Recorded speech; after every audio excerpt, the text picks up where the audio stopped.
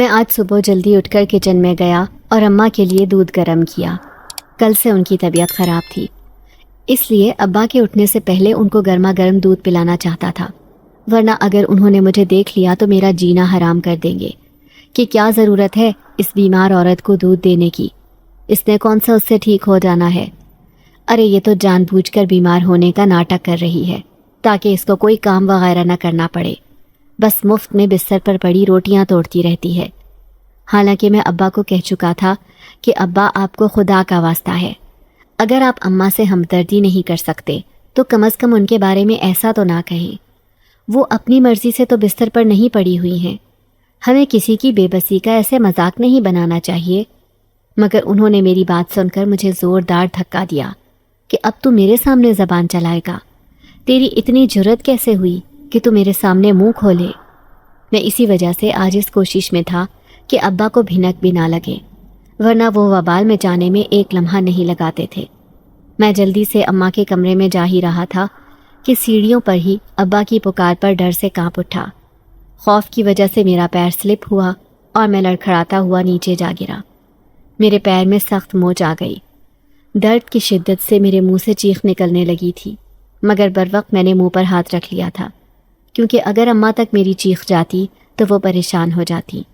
وہ نیچے تو نہیں آ سکتی تھی، مگر اپنے جگر کے ٹکڑے کی تکلیف کا سن کر ہی تڑپ جاتی۔ میں ان کو اپنی وجہ سے پریشان نہیں کر سکتا تھا، پہلے ہی وہ ہر وقت اتنی اذیت میں ہوتی تھی۔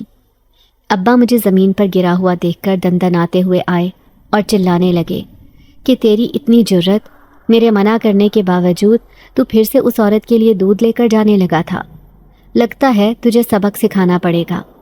اتنا کہہ کر وہ مجھے لاتوں سے مارنے لگے تھے۔ میں ان کے آگے ہاتھ جوڑ گیا کہ ابا مجھے معاف کر دیں، آئندہ ایسا نہیں ہوگا۔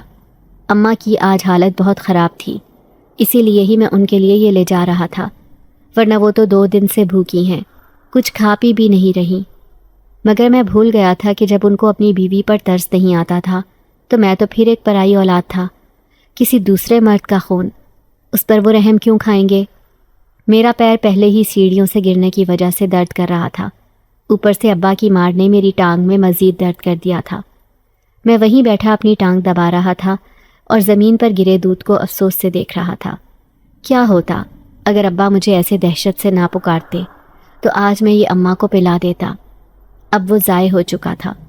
ایک دم سے ابا نے مجھے کہا کہ اب یہاں بیٹھ کر کس بات کا سوگ منا رہا ہے تو؟ چل اٹھ اور جا کام پر، ساری سبزی آج تو نے ہر صورت بیچنی ہے، ورنہ مجھ سے برا کوئی نہیں ہوگا۔ میں نے ابا سے منت کی کہ ابا میں کیسے جاؤں گا، آج میری ٹانگ اتنی دکھ رہی ہے کہ میں 2 قدم نہیں چل پا رہا ہوں، میں کیسے اتنی دور جاؤں گا؟ بازار تو ہمارے گھر سے بہت ہی فاصلے پر ہے۔ مگر ابا نے میرا اعتراض سن کر جھڑکتے ہوئے کہا کہ ایسی بھی کوئی بڑی چوٹ نہیں آئی تجھے جو تو اب بچوں کی طرح گھر بیٹھ جائے گا۔ اگر تو کام پر نہ گیا تو تجھے اور تیری ماں کو اس گھر میں بھی رہنے کی کوئی ضرورت نہیں ہے۔ میرے پاس اتنے کوئی فالتو کے پیسے نہیں ہیں کہ بیکار لوگوں کے پیٹ بھرتا رہوں۔ چل اپنا اور اپنی اس کام چور ماں کا بوریا بستر اٹھا اور نکل میرے گھر سے۔ اگر مجھے پتا ہوتا کہ تو ذرا سی چوٹ پر میرا اتنا نقصان کر دے گا تو تجھے اس سبزی بیچنے والے کام پر لگاتا ہی نہیں، تو مزدوری کرتا ہوا ہی ٹھیک تھا، تبھی تیری عقل ٹھکانے آتی۔ تو اس لائق ہی نہیں کہ کوئی عزت والا کام کر سکے۔ میں گھر سے نکلنے والی بات سن کر ایک جھٹکے سے اٹھا اور پوری ہمت کر کے ابا سے کہا کہ نہیں ابا، میں جاؤں گا کام پر، آپ بس مجھے اور اماں کو گھر سے نہ نکالیں۔ ہم کہاں جائیں گے؟ ہمارے پاس تو کوئی ٹھکانہ بھی نہیں ہے، میری بیمار ماں تو اٹھ کر چل تک نہیں سکتی، میں کیسے اس کو لے کر در در کی ٹھوکریں کھاؤں گا؟ میں اندر سے ابا کی دھمکی سن کر ڈر چکا تھا، کیونکہ وہ جو کہتے تھے وہ ہر صورت کرتے تھے۔ ان کی نفرت تو شروع دن سے ہی میں دیکھتا آ رہا تھا، وہ ذرا بھی مجھ سے پیار نہیں کرتے تھے۔ ان کا بس چلتا تو سالوں پہلے ہی مجھے گھر سے بے دخل کر دیا ہوتا، مگر محلے والوں کی باتوں سے بچنے کے لیے انہوں نے اب تک مجھے گھر میں رکھا ہوا تھا۔ ان کو اپنا نام لوگوں کے آگے اچھے لوگوں میں رکھنا پسند تھا، اس کے لیے وہ جتنا ہو سکتا تھا دکھاوا کرتے تھے۔ میں ابا کے آگے گڑ گڑایا، تب جا کر انہوں نے کہا کہ چل ٹھیک ہے، کیا یاد کرے گا کہ کس سخی سے پالا پڑا ہے، جا جلدی کام پر جا۔ میں لڑکھڑاتا ہوا ریڑھی لے کر نکلا۔ آج مجھے بہت مشکل ہو رہی تھی کیونکہ بھاری ٹھیلے کو گھسیٹنا بہت جان جوکھوں کا کام تھا۔ میں اس تپتی دھوپ میں بغیر رکے چل رہا تھا، مگر مجھے پتا تھا کہ بازار تک پہنچتے ہوئے دوپہر ہو جائے گی۔ میں نے سوچا کہ کیوں نہ آج بازار جانے کے لیے اس چھوٹے راستے سے جاؤں، اس طرح میں جلدی بھی پہنچ جاؤں گا اور سبزی بھی بک جائے گی، ورنہ اگر دن گزر گیا تو کوئی میرے سے سبزی نہیں لے گا، پھر ابا نے تو آج مجھے دھکے دے کر نکال باہر کر دینا ہے۔ مگر مجھے اس راستے سے جاتے ہوئے خوف محسوس ہو رہا تھا، کیونکہ یہاں کے بارے میں طرح طرح کی افواہیں پھیلی ہوئی تھیں، جن کی وجہ سے کوئی ادھر سے جانا پسند نہیں کرتا تھا۔ لوگ کہتے تھے کہ یہاں بھیانک روحیں بھٹک رہی ہوتی ہیں۔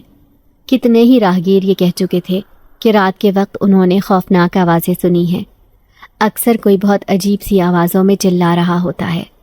میں نے کبھی ان باتوں پر یقین نہیں کیا تھا، کیونکہ مجھے یہی لگتا تھا کہ یہ سب بس لوگوں کو ڈرانے کے لیے باتیں بنائی گئی تھیں۔ مگر مجھے تجسس ضرور ہوتا تھا کہ آخر یہاں ایسا بھی کیا تھا کہ سب اتنا خوفزدہ ہوتے تھے۔ میرا تو یہ ماننا تھا کہ اگر سب یہاں سے جانا شروع کر دیں تو لوگوں کا خوف خود بخود ختم ہو جائے گا، مگر سب تو اس جگہ جانے کا نام سن کر ایسے سفید پڑ جاتے ہیں جیسے انہوں نے سچ میں کوئی بھوت دیکھ لیا ہو۔ میں ہمیشہ سے یہاں سے جا کر دیکھنا چاہتا تھا کہ ادھر ایسا کون سا راز تھا جو سب سے پوشیدہ تھا، کون سی اندیکھی مخلوق تھی جس سے سب ڈرتے تھے۔ آج تک کسی نے اس کو دیکھا نہیں تھا، بس یہاں کسی پراسرار مخلوق کی آہٹ محسوس کی تھی۔ میں نے اللہ کا نام لیا اور اس تنگ سے راستے کی طرف چلنے لگا۔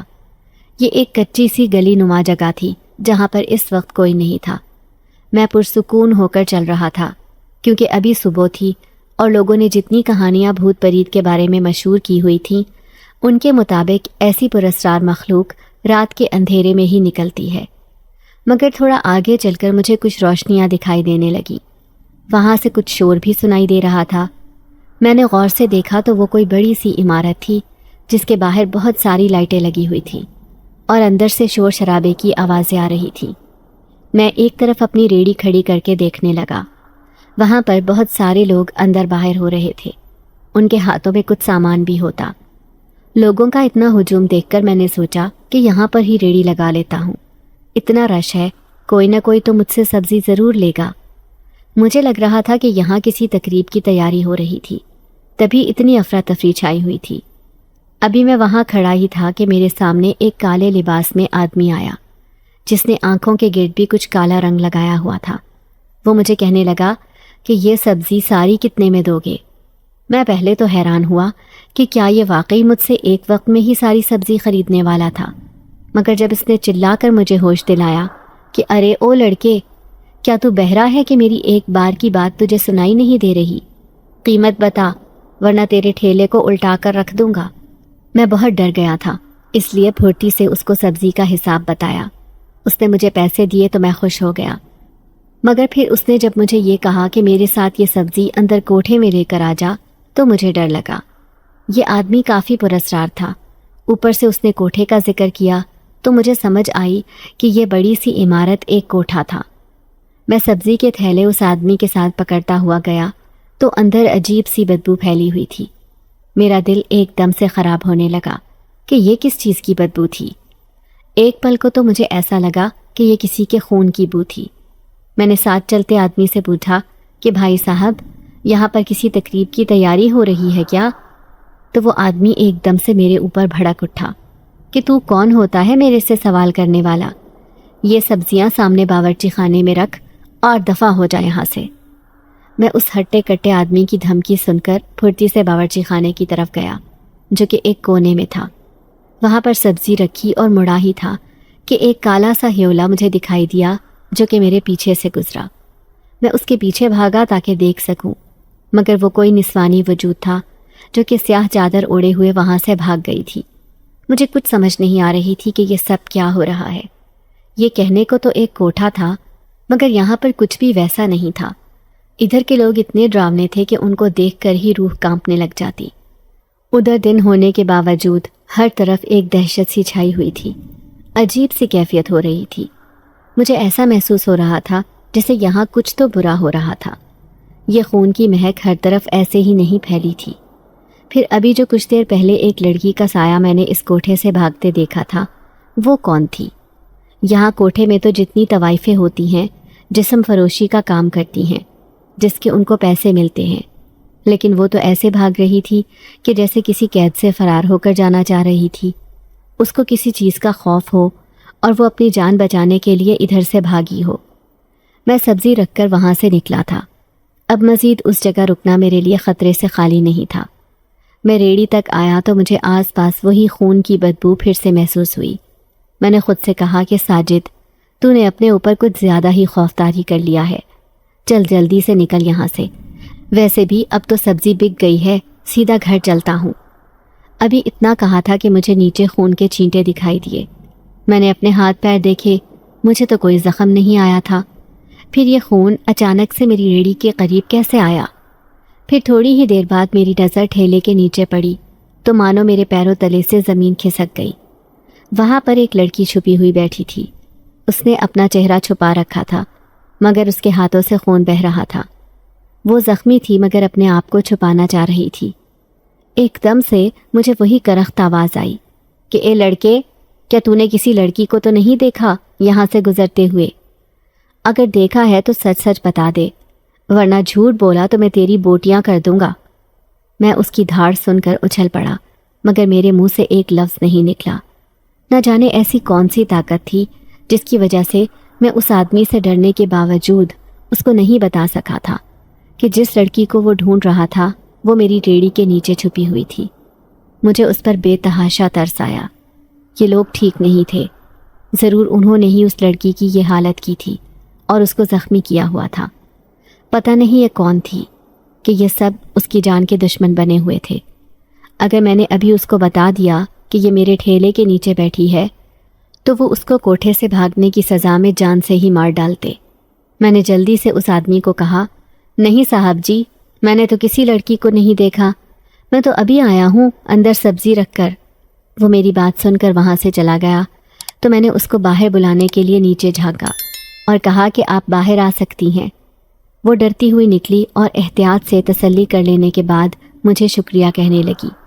میں نے اس سے کہا کہ آپ کون ہیں اور آپ کا یہ حال کس نے کیا ہے؟ وہ لڑکی بے انتہا خوبصورت تھی۔ اس کی آنکھوں کا رنگ سرخ تھا، ایسا لگ رہا تھا جیسے ان سے لہو ٹپک رہا ہو۔ وہ زخموں سے چور تھی۔ میری بات سن کر اس نے کچھ نہیں کہا، بس اتنا کہا کہ آپ مجھے یہاں سے باہر نکال دیں، میں ادھر سے دور جانا چاہتی ہوں۔ اگر ان لوگوں نے مجھے ڈھونڈ لیا تو مجھے جلا کر بھسم کر دیں گے۔ میں اس کا خوف دیکھ کر سمجھ گیا تھا کہ ضرور کچھ ایسا ہوا تھا اس لڑکی کے ساتھ، تبھی یہ اتنی ڈری ہوئی تھی۔ میں نے اس کو اپنے پیچھے آنے کا کہا اور اسی راستے سے واپس نکلنے لگا۔ وہ میرے پیچھے چل رہی تھی، مگر چلتے ہوئے اچانک مجھے سناٹا محسوس ہوا۔ میں نے مڑ کر دیکھا تو حیرت سے منہ کھلے کا کھلا رہ گیا، کیونکہ وہ لڑکی اب غائب تھی۔ اس کا کوئی نام و نشان بھی نہیں تھا۔ آخر ایسے اچانک سے وہ کہاں جا سکتی ہے؟ کہیں وہ آدمی تو اس کو اپنے ساتھ پکڑ کر نہیں لے گیا تھا؟ اگر ایسا ہوا تو وہ بیچاری تو ماری جائے گی۔ مجھے تو لگ رہا تھا کہ سوچ سوچ کر میرا دماغ پھٹ جائے گا۔ اتنا تو آج تک میں ابا کی مار سے نہیں ڈرا تھا جتنا ایک ہی دن میں ان پراسرار واقعات نے ڈرا دیا تھا۔ میں ریڑھی لے کر گھر کی طرف روانہ ہو گیا۔ اب میں نے سوچ لیا تھا کہ دوبارہ اس راستے سے بھول کر بھی نہیں آؤں گا۔ شاید لوگوں نے جو باتیں یہاں کے متعلق بنا رکھی تھیں وہ سچ تھیں۔ اب تو مجھے بھی یقین ہو گیا تھا۔ گھر آ کر میں نے ابا کو ساری دہاڑی پکڑائی اور اماں کو ایک نظر دیکھ کر اپنے کمرے میں چلا گیا۔ سونے لیٹا ہی تھا کہ پھر اس لڑکی کا چہرہ آنکھوں کے سامنے لہرایا۔ میں نے بہت کوشش کی کہ اس کا خیال اپنے ذہن سے جھٹک سکوں، مگر وہ تو جونک کی طرح میرے ذہن سے چمٹ گئی تھی۔ میں جس طرف کروٹ کرتا اسی کا چہرہ میرے سامنے آ رہا تھا۔ اس کی آنکھوں میں ایک انکہا سا درد تھا۔ ایسا لگ رہا تھا جیسے وہ مجھ سے کچھ کہنا چاہتی تھی مگر کہہ نہیں پا رہی تھی۔ اس کو کسی چیز نے روک رکھا تھا۔ مجھے اس کی تکلیف دل میں اٹھتی محسوس ہو رہی تھی۔ وہ کتنی زخمی تھی، جگہ جگہ اس کا خون رس رہا تھا۔ میں بچپن سے ہی ایک نرم دل انسان تھا۔ اماں نے مجھے دوسروں کی مدد کرنا ہی سکھایا تھا۔ کسی کو تکلیف میں دیکھ کر میں فوراً اس کی مدد کرنے لگ جاتا تھا۔ اب بھی اس زخمی لڑکی کو دیکھ کر میں نے بغیر سوچے سمجھے اس آدمی سے جھوٹ بول دیا تھا۔ میں نے یہ تک نہیں سوچا تھا کہ اگر میں پکڑا گیا تو وہ خوفناک آدمی واقعی میری بوٹیاں نوچ لے گا۔ یہی سب سوچتے ہوئے آخر کار میں نیند کی وادیوں میں کھوتا چلا گیا۔ میں نے اب سب کچھ بس اپنے رب پر چھوڑ دیا تھا، وہی ہر چیز کا نگہبان ہے۔ میرا نام ساجد ہے۔ میں جب پیدا ہوا تھا تو سب بہت خوش تھے کہ گھر میں لڑکا پیدا ہوا ہے۔ غریب گھرانوں میں تو لڑکے کے پیدا ہونے پر اور بھی خوشی منائی جاتی ہے، کیونکہ ان کا ماننا ہوتا ہے کہ یہ بڑا ہو کر کچھ کمائے گا تو 2-4 پیسے آ جائیں گے۔ اگر کوئی نوکری نہ بھی ملی تو محنت مزدوری اور دہاڑی سے ہی گھر کا چولہا جل جائے گا۔ اس کے برعکس لڑکیوں کی پیدائش پر تو مانو سوگ منایا جاتا ہے کہ اب اس کی شادی پر خرچہ کرنا ہوگا، اس کے اچھے نصیب کے لیے جتن کرنے ہوں گے۔ لڑکیوں کے تو پیدا ہوتے ہی والدین کو فکر لگ جاتی ہے اس کا جہیز جمع کرنے کی۔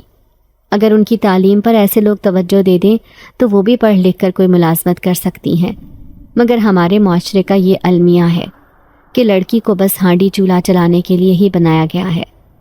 میرے والدین بھی روایتی ماں باپ کی طرح پرسکون ہو گئے تھے کہ اللہ نے ان کو بیٹے کی نعمت سے نوازا تھا۔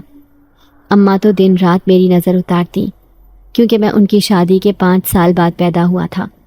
ان کی خوشی انگ انگ سے پھوٹتی تھی، مگر کہتے ہیں کہ خوشیوں کی عمر اتنی لمبی نہیں ہوتی۔ اسی طرح ہمارے ساتھ بھی ہوا تھا۔ میرے ابا ایک دن کام پر جانے کے لیے نکلے ہی تھے کہ ان کا کسی گاڑی سے ایکسیڈنٹ ہوا اور وہ وہیں موقع پر دم توڑ گئے تھے۔ ہمارے اوپر تو جیسے قیامت ٹوٹ پڑی تھی۔ میں ابھی 2 ماہ کا تھا کہ میرے ماتھے پر یتیم ہونے کا ٹیکا لگ گیا تھا۔ اماں تو صدمے میں ہی چلی گئی تھیں۔ ایک ہی جھٹکے میں ہماری ساری خوشیاں خاک بن گئی تھی۔ پورے گھر میں کوہرام مچ گیا تھا۔ اتنی جوان جہان موت پر سبھی آنسو بہا رہے تھے۔ کسی کو یقین ہی نہیں آ رہا تھا کہ ابا اب سے ہماری زندگیوں میں نہیں رہے تھے۔ میں نے تو ابھی باپ کی ٹھنڈک کو محسوس بھی نہیں کیا تھا کہ میں بے آسرا ہو گیا تھا۔ ابا کے جنازے پر جو لوگ آ رہے تھے ان میں سے محلے کی ہی ایک عورت نے دادی کو کہنا شروع کیا کہ یہ تیرا پوتا لگتا ہے اس گھر کے لیے بڑا ہی منحوس ثابت ہوا ہے، اس کی دنیا میں آتے ہی باپ مر گیا۔ میں بتا دیتی ہوں بہن، یہ سیاہ بخت ہے، اس نے تیرے بیٹے کو کھا لیا ہے۔ ہمارے علاقے میں ایسی من گھڑت باتوں پر بہت یقین کیا جاتا تھا۔ لوگ آنکھ بند کر کے اندھا اعتماد کرتے تھے۔ دادی نے جب اس عورت کی بات سنی تو وہ اسی وقت جذباتی ہو گئی اور مجھے مارنے کے لیے آگے بڑھی۔ اماں مجھے بتاتی تھیں کہ تیری دادی بس پاگلوں کی طرح تجھے قاتل کہے جا رہی تھی۔ وہ یہی کہتی کہ بدبخت، تو نے میرے پیارے بیٹے کو مار دیا۔ ارے اس کی جگہ تو مر جاتا تو کم از کم آج میرا لال تو میرے پاس ہوتا۔ بیٹے کی موت کے غم نے ان کو نیم پاگل کر ڈالا تھا۔ انہوں نے کئی مرتبہ مجھے مارنے کی کوشش کی، مگر اماں میرے آگے ڈھال بن جاتی تھی۔ اماں دادی کی حرکتوں سے عاجز آ چکی تھی۔ ان سے مزید یہ سب نہ سہا جاتا تو وہ ان کو سختی سے منع کرتی، لیکن اس بات کا دادی پر الٹا اثر ہوا۔ انہوں نے اماں کا ہاتھ پکڑا اور دھکے دے کر گھر سے نکال کر کہا کہ تو اپنے اس منحوس بیٹے کو لے کر میرے گھر سے دفع ہو جا۔ میں اب 1 سیکنڈ بھی اس سیاہ بخت کو اپنے گھر برداشت نہیں کر سکتی۔ اس کو دیکھتی ہوں تو مجھے میرے جوان بیٹے کا کفن میں لپٹا وجود یاد آتا ہے۔ میری اماں دادی کے آگے منت کرنے لگیں کہ خدارا یہ ظلم ہم پر نہ کریں، میں آپ کی بہو ہوں اور یہ ساجد آپ کا پوتا ہے۔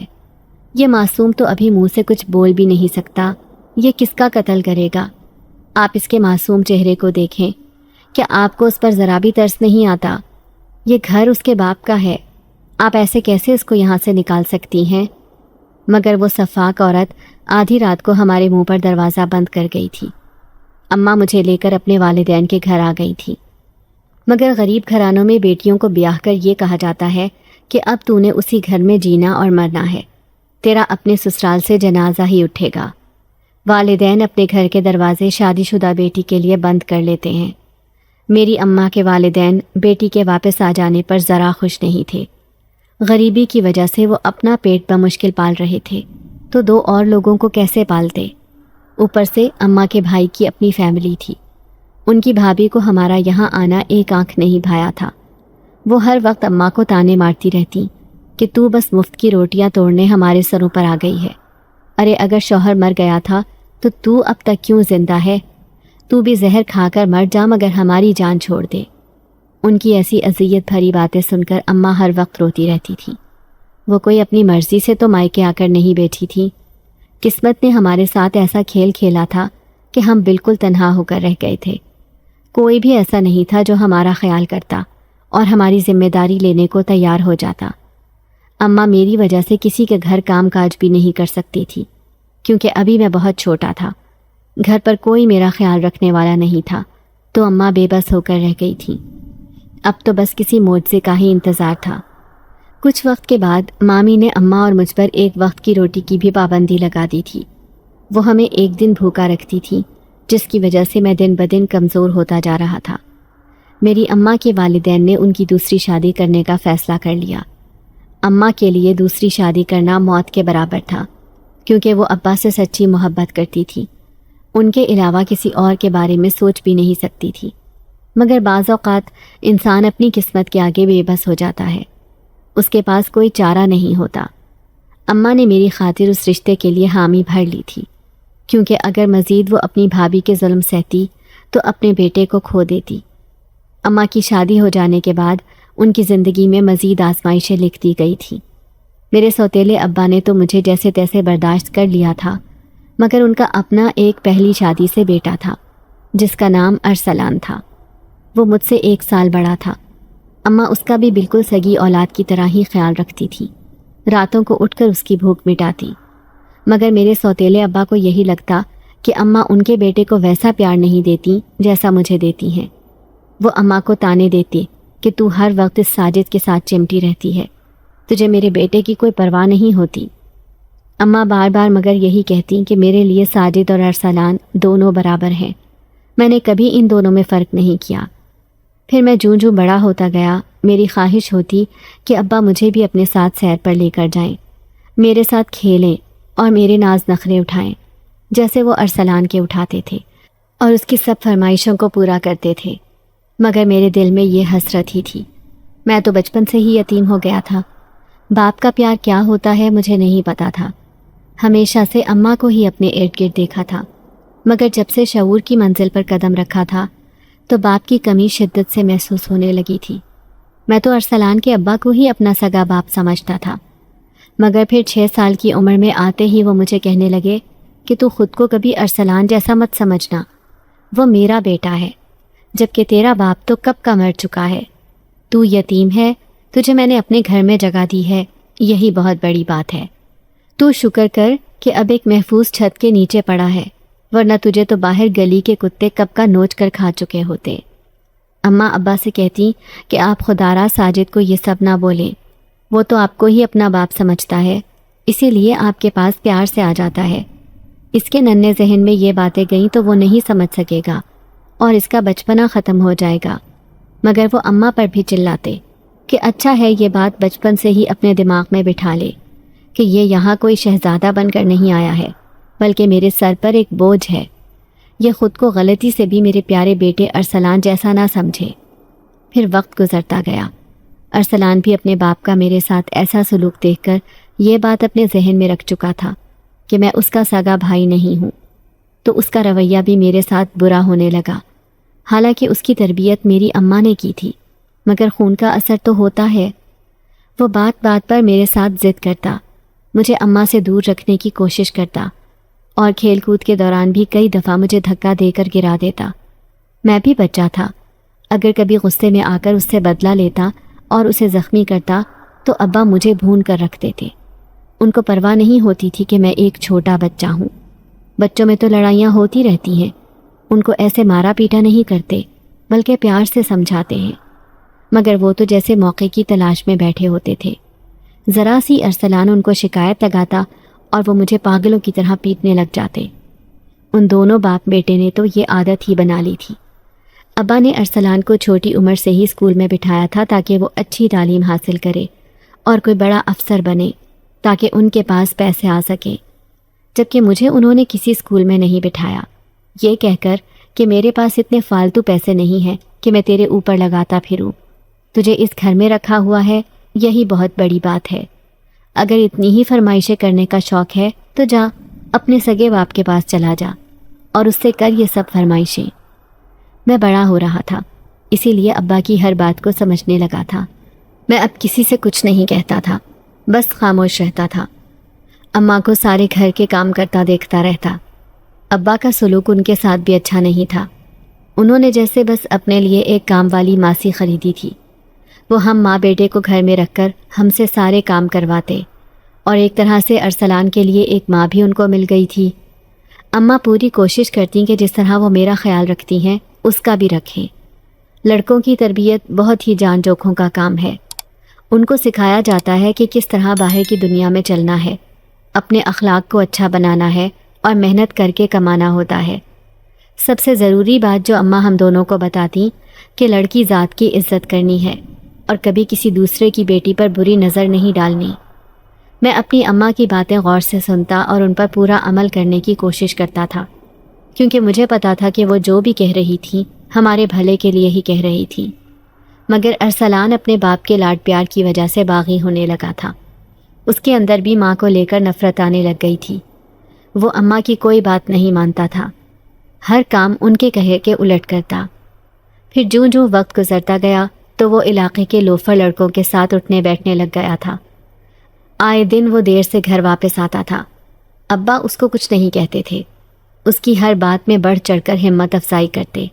اگر اماں اس سے پوچھ لیں کہ بیٹا تم رات کو گھر دیر سے کیوں آتے ہو، تو وہ ان سے بھی بدتمیزی کرنے لگ جاتا کہ آپ کون ہوتی ہیں مجھ سے سوال جواب کرنے والی؟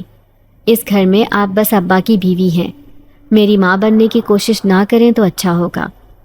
اماں کو اس کے رویے سے بہت دکھ ہوتا تھا کہ وہ ان کی ممتا کو آج تک نہ سمجھ پایا تھا۔ ایک ہی جھٹکے میں اس نے اماں کو پرایا کر دیا تھا۔ اماں نے تو اس کو اپنی اولاد سمجھا تھا اور اپنا سگا بیٹا سمجھ کر پالا تھا، مگر اس نے ثابت کر دیا تھا کہ خون اپنا رنگ ضرور دکھاتا ہے۔ ابا تو اپنے لاڈلے کی ہر غلط بات پر پردے ڈالتے تھے، جس کی وجہ سے اس کو مزید شہ ملتی اور وہ چوڑا ہو جاتا تھا۔ جوں جوں جوانی کی دہلیز پر قدم رکھنا شروع کیا تو ابا نے مجھے مزدوری کرنے پر لگا دیا تھا۔ میں ابھی 14 سال کا تھا جب انہوں نے دھمکی دی کہ اب سے تو نے مزدوری کر کے مجھے دہاڑی لا کر دینی ہے۔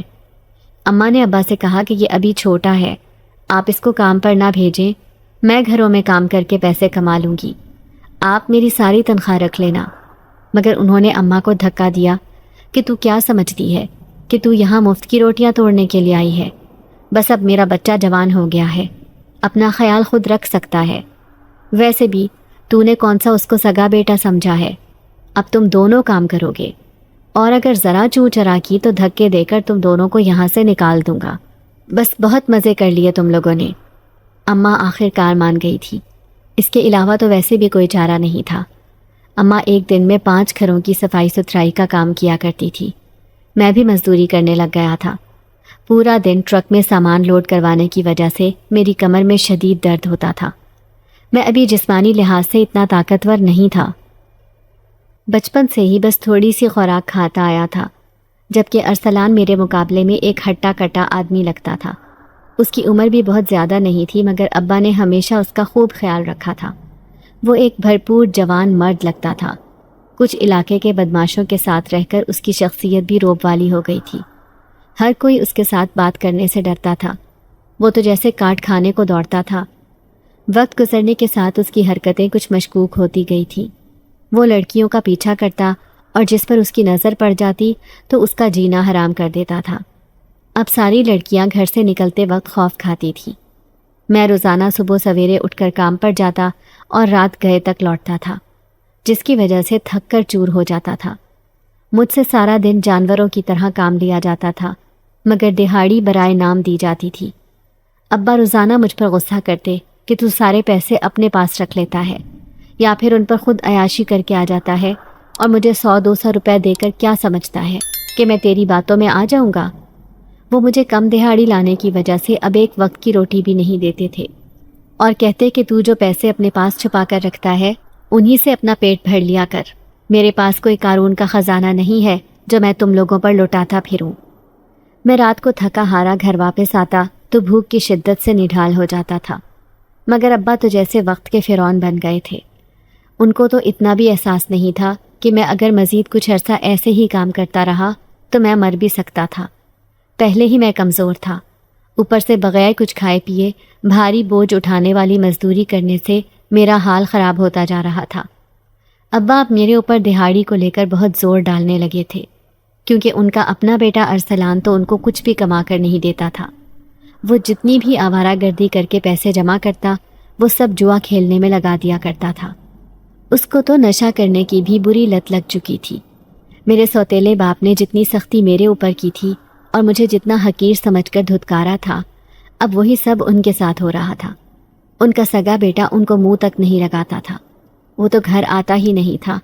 اس کو گھنٹہ پرواہ نہیں ہوتی تھی کہ اس کا باپ زندہ بھی ہے یا مر گیا۔ یہ ایک مکافات عمل تھا، مگر ابا اس بات کو سمجھ کر بھی جھٹلا دیتے تھے۔ وہ ارسلان کا غصہ بھی میرے اوپر اتارتے تھے، کیونکہ اپنے سگے بیٹے پر تو ان کا بس نہیں چلتا تھا۔ وہ اس کی ساری بھڑاس میرے اوپر اتارنے کے بعد پرسکون ہو جاتے تھے۔ پھر کچھ عرصے بعد اماں کی طبیعت بے تحاشا کام کرنے کی وجہ سے خراب ہونے لگی تھی۔ ان کے اندر ہمت ختم ہونے لگی تھی۔ میں ان سے کہتا تھا کہ آپ اب مت جایا کریں لوگوں کے گھر صفائی کرنے کے لیے، میرے لیے آپ کی صحت سب سے ضروری ہے۔ مگر وہ کہتی کہ بیٹا تو بھی آج کل کام نہیں کر رہا، اگر میں بھی گھر بیٹھ گئی تو تیرے ابا نے تو ہمیں ایک جھٹکے میں بے گھر کر دینا ہے۔ میں اپنی اماں اور اپنا حال دیکھ کر ایک دم سے کہنے لگتا کہ آپ اس آدمی کو میرا باپ مت کہیں، وہ میرے ابا نہیں ہو سکتے۔ لوگوں کے باپ ایسے نہیں ہوتے، ان کو تو ہم سے نہیں پیسوں سے پیار ہے۔ جب تک ہم ان کے ہاتھ پر دہاڑی رکھتے رہیں گے تب تک وہ ہمیں اس گھر میں قبول کر لیں گے، مگر جو ہی ہم نے کام سے انکار کیا تو ہماری اس گھر میں کوئی جگہ نہیں ہوگی۔ مجھے یقین ہو گیا ہے کہ ابا کی نظر میں ہماری حیثیت 2 کوڑی کی بھی نہیں ہے۔ وہ ہمیں کبھی بھی اپنا نہیں سمجھیں گے، چاہے ہم ان کی خدمت کرتے ہوئے جان سے ہی کیوں نہ چلے جائیں، مگر ان کی جوتی کو بھی پرواہ نہیں ہوگی۔ باپ ایسے تو نہیں ہوتے، وہ تو اپنے بچوں کے لیے گھنا سایہ ہوتے ہیں۔ ان کے ہوتے کسی کی جرت نہیں ہوتی کہ کوئی ہماری طرف سخت نظر سے بھی دیکھے۔ وہ کبھی اپنے بچوں کو بھوکا نہیں رہنے دیتا ہے، اپنا پیٹ کاٹ کر بچوں کی بھوک مٹاتا ہے۔ مگر پھر نہ جانے اماں کو کیا ہوا تھا کہ وہ بستر کی ہو کر رہ گئی تھی، ان سے کوئی کام نہیں ہوتا تھا۔ ابا ان کو بیمار دیکھ کر چلاتے کہ کام چور عورت، تو جان بوجھ کر کام سے بچنے کے لیے یہ ڈھونگ کر رہی ہے، تجھے کوئی بیماری نہیں ہے، تو ٹھیک ٹھاک ہے، ابھی کچھ دنوں پہلے تک بھلی چنگی تھی۔ ابا کو آخر کار میں نے منت کی کہ مجھے کوئی ریڑھی خرید دے، میں اس پر سبزی بیچ دیا کروں گا، اس سے آپ کو دہاڑی بھی مل جایا کرے گی۔ ابا پہلے تو نہ مانے کیونکہ اس پر کافی خرچہ ہوتا، مگر جس طرح کے حالات چل رہے تھے اس کے حساب سے تو بہت جلد نوبت فاقوں تک آ جاتی۔ اسی لیے ابا نے مجھے ایک ریڑھی خرید کر دی اور کچھ سبزیاں بھی۔ میں وہ لے کر بازار میں بیچنے جاتا تھا، دن بھر وہاں سبزی بیچ کر واپس آتا تو وہ میرے سے ساری دہاڑی لے لیتے۔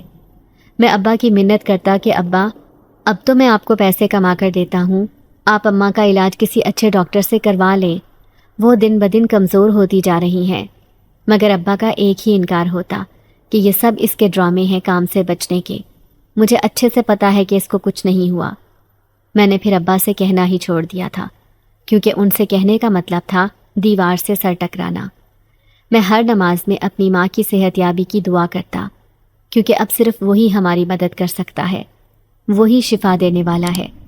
اس نے کبھی اپنے بندے کی فریاد کو رد نہیں کیا ہے، وہ تو اس انتظار میں ہوتا ہے کہ کب اس کے بندے اس سے مانگیں۔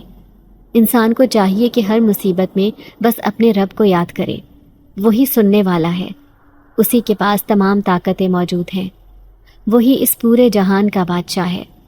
لوگ تو کبھی بھی ہمدرد نہیں ہو سکتے تھے، وہ بس اپنا فائدہ دیکھتے ہیں، پھر چاہے کوئی دوسرا مر ہی کیوں نہ جائے ان کو کوئی فرق نہیں پڑتا تھا۔ میرا سوتیلا باپ بھی ایسا ہی انسان تھا، اس کو بھی بس اپنی بڑی ہوتی تھی کہ بس کسی بھی طرح اس کے پاس پیسہ آتا رہے اور وہ امیر ہو جائے۔ اسی طرح ایک روز میں صبح ذرا جلدی اٹھا تاکہ ابا کے جاگنے سے پہلے اماں کو دودھ پلا سکوں۔ انہوں نے 2 دن سے کچھ بھی نہیں کھایا تھا، میرے سے ان کی ایسی حالت دیکھی نہیں جاتی تھی۔ میں گرم دودھ لے کر اوپر ان کے کمرے میں جانے ہی لگا تھا کہ میرے سوتیلے باپ نے مجھے رنگے ہاتھوں پکڑ لیا۔ ان کے ڈر سے میرے ہاتھوں سے دودھ کا گلاس چھوٹ کر زمین پر ہی گرا تھا۔ میں بھی سیڑھیوں سے لڑکتا ہوا نیچے آ گیا تھا۔ میرے پیر میں سخت موچ آ گئی تھی، مگر میں نے اپنے منہ سے ذرا آواز نہ نکالی، ورنہ اماں میری تکلیف سے تڑپ جاتی۔ ابا نے مجھے اماں کے لیے دودھ لے جاتے ہوئے دیکھ لیا تھا۔ وہ دندناتے ہوئے آئے اور کہنے لگے کہ تیری جرت کیسے ہوئی میرے منع کرنے کے باوجود اس عورت کو دودھ دینے کی؟ بھول مت، یہ سب میرے پیسوں سے آیا ہے، یہاں کی ہر چیز میری ہے، میری اجازت کے بغیر یہاں ایک پتا بھی نہیں ہل سکتا، سمجھا؟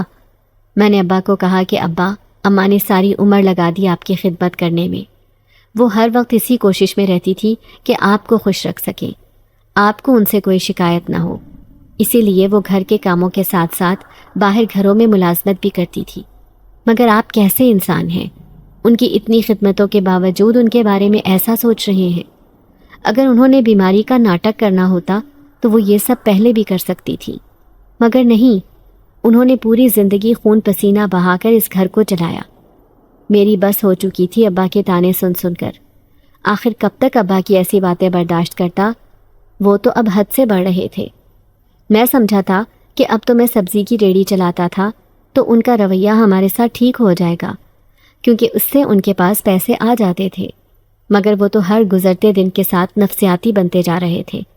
انسانیت تو ان کے اندر سے ختم ہوتی جا رہی تھی۔ میرے جواب دینے پر انہوں نے مجھے لاتوں اور تھپڑوں سے مارنا شروع کر دیا۔ احسان فراموش، میں نے بچپن سے لے کر اب تک تجھے اپنے گھر میں رکھا اور تجھے کھلایا پلایا، تو اب 4 پیسے کیا لا رہا ہے؟ تو سمجھتا ہے کہ میرا باپ بن گیا ہے؟ میں تیری ہڈیاں توڑ دوں گا۔ یہ جن پیسوں پر تو اکڑ رہا ہے، یہ سب کچھ میری ملکیت ہے۔ میں چاہوں تو ایک جھٹکے میں تم ماں بیٹے کو اس گھر سے دھکے دے کر نکال دوں۔ تم دونوں کو تو میرے پاؤں دھو کر پینے چاہیے۔ وہ اچھی خاصی میری بے عزتی کر کے مجھے جلدی کام پر جانے کا بولنے لگے۔ میں آج کسی صورت درد کی وجہ سے نہیں چل سکتا تھا، مگر میرے پاس انکار کا کوئی جواز نہیں تھا، لہٰذا بازار جاتے ہوئے آج میں نے اس چھوٹے راستے سے جانے کا سوچا، مگر مجھے ڈر لگ رہا تھا کہ کہیں کچھ برا نہ ہو جائے۔ یہاں کے بارے میں مشہور تھا کہ ادھر پراسرار مخلوق آباد ہے، اسی لیے شارٹ کٹ ہونے کے باوجود کوئی اس راستے سے نہیں جاتا تھا۔ میں اب تک بس لوگوں کو ان کی باتوں کو ایک کان سے سن کر دوسرے کان سے نکال دیا کرتا تھا، کیونکہ مجھے لگتا تھا کہ یہ سب لوگوں نے خود سے بنائی ہوئی باتیں تھیں۔ میں آج پہلی دفعہ جا رہا تھا، اسی لیے کچھ گھبراہٹ ہو رہی تھی، کیونکہ میں بھی ایک معمولی انسان ہی تھا۔ اگر واقعی اس سنسان جگہ پر کوئی کالا سایہ میرے ساتھ چمٹ گیا تو میں کیسے اپنی جان بچا سکوں گا؟ مجھے اپنے سے زیادہ اپنی اماں کی فکر تھی، وہ تو میرے بغیر جیتے جی مر جائیں گی۔ اب تک وہ اسی وجہ سے زندہ تھی کیونکہ ان کے پاس میری صورت میں جینے کی وجہ موجود تھی۔ میں اس راستے پر آگے جا رہا تھا کہ مجھے ایک بڑی سی عمارت نظر آئی۔ وہاں پر لوگوں کا ہجوم دیکھ کر میں وہیں ریڑھی لگا کر کھڑا ہو گیا تھا۔ کچھ ہی دیر میں ایک خوفناک سے آدمی نے آ کر میرے سے ساری سبزی خرید لی تھی۔ میں خوش تو بہت ہوا کہ چلو آج وقت سے پہلے ہی دہاڑی مل گئی تھی، مگر جب اس عجیب سے حلیے والے آدمی نے مجھے سبزی اندر رکھنے کو کہا تو مجھے سمجھ آئی کہ یہ کوئی کوٹھا تھا۔ میں نے پھرتی سے کچن میں سامان رکھا اور باہر نکلنے لگا تھا کہ کسی کا سایہ بھاگتے ہوئے دیکھا۔ پھر باہر آیا تو یہ دیکھ کر حیران رہ گیا کہ ایک زخمی لڑکی میری ریڑھی کے نیچے چھپی ہوئی تھی۔ وہ زخمی تھی اور اس کوٹھے میں موجود آدمی سے ڈر رہی تھی۔ مجھے کچھ ٹھیک نہ لگا تھا، ضرور یہ کسی بڑی مصیبت میں پھنسی ہوئی تھی۔ وہ آدمی جب اس لڑکی کی تلاش میں مجھ تک آیا تو میں نے صاف انکار کر دیا کہ صاحب میں نے تو کسی لڑکی کو نہیں دیکھا۔ پھر میں اس لڑکی کو وہاں سے چھپا کر اس کوٹھے سے دور لے آیا تھا۔ وہ میری بہت مشکور تھی کہ میں نے اس کی جان شیطان سے بچا لی، ورنہ آج وہ اس کو جان سے مارنے والا تھا۔ وہ میرے پیچھے ہی آ رہی تھی کہ اچانک سے مجھے کچھ خاموشی محسوس ہوئی۔ میں اس سے پوچھنے کے لیے مڑا ہی تھا کہ آپ کون ہیں اور کیوں وہ آدمی آپ کو مارنا چاہتا تھا، مگر وہ وہاں سے غائب ہو گئی تھی۔ میں سمجھ گیا تھا کہ یہ لڑکی کوئی عام لڑکی نہیں تھی۔ اس کے بعد میں گھر آ گیا تھا، مگر اس دن کے بعد سے میں جب بھی اماں کے کمرے میں جاتا تو وہاں پر کچھ دوائیں اور پیسے پڑے ہوئے دیکھتا۔ مجھے اچھے سے پتا تھا کہ یہ ابا تو نہیں رکھ سکتے۔ میں اماں کو یہ دوائیاں دیتا رہا تو وہ ان سے بالکل ٹھیک ہو گئی تھیں۔ میں اس اندیکھی مخلوق کا بہت شکر گزار تھا جس کی مدد سے میری ماں صحت یاب ہو گئی تھی۔ میں ایک روز رات کو پانی پینے اٹھا تھا کہ چھت پر کسی کو جاتے دیکھا۔ میں حیران ہوا کہ اماں ابا تو سو رہے تھے، پھر یہ کون تھا؟ میں جلدی سے اوپر پہنچا تو میرے اوپر حیرتوں کے پہاڑ ٹوٹ پڑے۔ سامنے وہی لڑکی کھڑی تھی جو زخمی حالت میں میری ریڑھی کے نیچے چھپی تھی۔ میں نے اس سے پوچھا کہ میری اماں کے کمرے میں وہ جادوئی دوائیاں تم نے رکھی تھیں؟ وہ کہنے لگی کہ تم نے میری جان بچا کر احسان کیا تھا، ورنہ وہ کالا سایہ مجھے مار دیتا۔ میں تمہاری مدد سے ہی اس قید سے نکل سکی ہوں۔ میں نے اس سے پوچھا کہ وہ لوگ تمہارے پیچھے کیوں پڑے تھے، آخر تم کون ہو؟ تو وہ کہنے لگی کہ میں ایک جن زادی ہوں۔ اس شیطانی سائی نے مجھے قید میں کیا ہوا تھا تاکہ مجھے مار کر میری طاقتیں حاصل کر لے، مگر اب میں آزاد ہوں۔ میں نے تمہاری اماں کے کمرے میں بہت سارے پیسے رکھے ہیں، یہ میری مدد کرنے کا چھوٹا سا انعام ہے، تم اس سے اپنا کاروبار شروع کر لو۔